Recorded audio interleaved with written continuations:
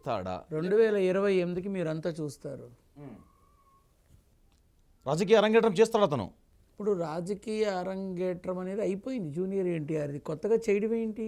అంటే ఇప్పుడు ఆ పార్టీలో సపరేట్ అయిపోయినాడు కదా. ఎప్పుడైతే తెలుగుదేశం పార్టీ కోసం తను రాష్ట్ర పర్యటన, ఉమ్మడి ఆంధ్ర రాష్ట్రంలో రాష్ట్ర పర్యటన చేసి పార్టీ కోసం తాతని చూస్తున్నాం మనవణ్ణి కాదు అనే విధంగా తను ఎన్నో ఉపన్యాసాలు, ఎన్నో సభా వేదికల మీద ఎంతో చక్కగా మాట్లాడడం జరిగింది. ఓకే, అప్పుడు మనం తెలియపరిచాం ఇది కంటిన్యూ అయ్యేది కాదు, ఇంటికి వెళ్ళేదే అని. యాక్సిడెంట్ అయింది, ఇంటికి వెళ్ళింది. ఇప్పట్లో లేదు అని ఆనాడే చెప్పి అప్పుడే చెప్పడం కూడా జరిగింది 2028 వరకు ఆగండి అని కదా. గతంలో మనం మాట్లాడినప్పుడు తొందరపడతావెందుకు, ఖచ్చితంగా జూనియర్ ఎన్టీఆర్ వచ్చి తీరుతాడు, తాత తెలుగుదేశాన్ని నిలబెట్టి తీరుతాడు అని చెప్పా. మీకు చెప్పా, మీ తర్వాత వచ్చిన వాళ్ళకి అదే చెప్పా. ఇప్పుడు 48 గంటలుగా నా ప్రాణానికి ఎట్లా అంటే విసుగొచ్చేస్తోంది. అన్ని ఫోన్ కాల్స్ కానీ అంతమంది ఛానల్ వాళ్ళు కానీ అడగడం జరుగుతోంది. బికాజ్ నేను చెప్పింది 10 రోజుల క్రితం, అవును, ఈ రాజకీయ ప్రస్థానం గురించి మాట్లాడుతోంది 2 రోజులుగా. అవును. సో ఇక్కడ మీరు గమనించాల్సింది ఏంటంటే, దయచేసి అందరికీ చెప్తున్నా, జూనియర్ ఎన్టీఆర్ రాజకీయ ఆరంగేట్రం అయిపోయింది. ఇక ప్రత్యక్ష పదవి, ప్రత్యక్ష రాజకీయం, ప్రత్యక్ష విధానం మొదలవుతుంది. ఓకే, తనకి సంబంధించిన సిబ్బంది ఇప్పటికే డిజిటల్ మార్కెటింగ్ ద్వారా, డిజిటల్ మాధ్యమాల ద్వారా, డిజిటల్ సహాయంతో తెలుగు రాష్ట్రాలలో నలువైపులా వ్యాపించి ఉన్నారు. తన సైన్యం ఆల్రెడీ దీని మీద కసరత్తు చేస్తోంది.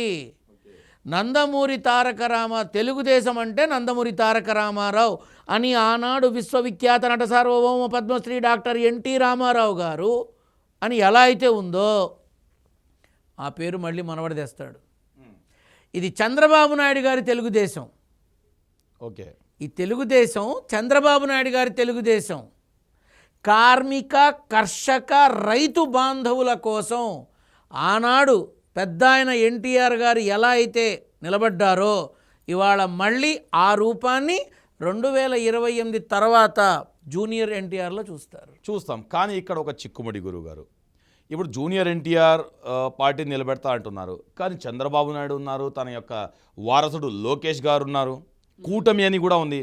మరి జూనియర్ ఎన్టీఆర్ ఈ తెలుగుదేశాన్ని లాక్కుంటాడా, లేదా కొత్త పార్టీ తాత తెలుగుదేశం అని మీరు చెప్పినట్టుగా ఏర్పాటు చేస్తాడా? జూనియర్ ఎన్టీఆర్ తెలుగుదేశం అని ఏదైతే ఉందో అందులోకి కూటమి నాయకులంతా రావచ్చుగా.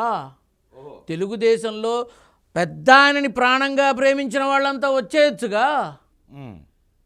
5 సార్లు 4 సార్లు ఎమ్మెల్యే అయినా మా మొహాన మంత్రి పదవి ఇప్పటికీ లేదు. నిన్నగాక మొన్న వచ్చిన వాళ్ళకి మంత్రి పదవులు ఇచ్చారని కడుపు మంటతో, అక్కసుతో, కోపంతో రగిలిపోతున్న రాజకీయ దురంధరులు చాలామందే ఉన్నారు. మరి వాళ్ళందరికీ ఉంటుందిగా, ఆ మనవడన్నా వచ్చి మన మొహాన్ని ఇంత పదవిస్తాడేమోననే ఆశ ఉంటుందిగా. అవును. సో చాలా వరకు కూటమి ప్రభుత్వంలో తెలుగుదేశంలో గడచిన 4-5 సార్లుగా శాసనసభ్యులుగా గెలిచి అన్యం పుణ్యం తెలియని పసిపాపల్లాగా, దిక్కు దివాణా లేని వయోవృద్ధుల్లాగా శాసనసభ్యులు అని మాత్రమే ఒక ముద్రతో 20-30 ఏళ్ల రాజకీయంలో ఉండి కూడా ఏమీ చెయ్యలేక అసెంబ్లీ సమావేశాలకి మాత్రం వచ్చి వెళ్ళే అటెండెన్స్ కోసం ఉన్నట్టుగా ఉన్న వాళ్ళంతా రేపు జూనియర్ ఎన్టీఆర్ వైపు వచ్చి నిలబడితే, ఇప్పటికే నేను గతంలోనే చెప్పా, కూటమిలో సఖ్యత కొరవడుతుంది. నేరుగా చంద్రబాబు నాయుడు గారిని జనసేన నాయకులు చంద్రబాబు నాయుడు గారిని దుయ్యబడతారు, జనసేన అధినేతను కూడా దుయ్యబడతారు అన్న. ఏం జరుగుతుంది? జరగట్లేదా? జరుగుతుంది అదే విధంగా కదా.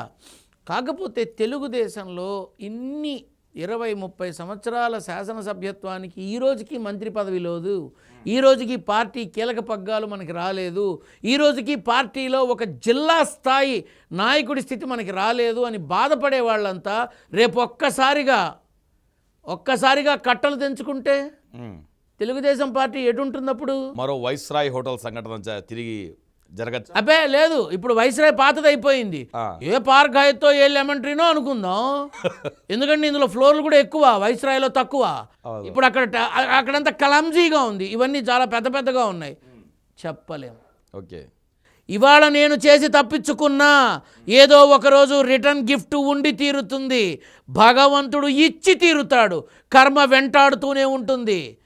మనం మన స్వార్థ ప్రయోజనాల కోసం, మన లాభాపేక్షాల కోసం, మనకున్న ఆశల కోసం, రాజకీయ కాంక్షల కోసం, పదవి వ్యామోహాల కోసం మనం చేస్తున్న పని ధర్మబద్ధమైనదైతే నిలబడతాం, అధర్మమైనదైతే సమయం వచ్చేంత వరకు ఆగి సమయం వచ్చాక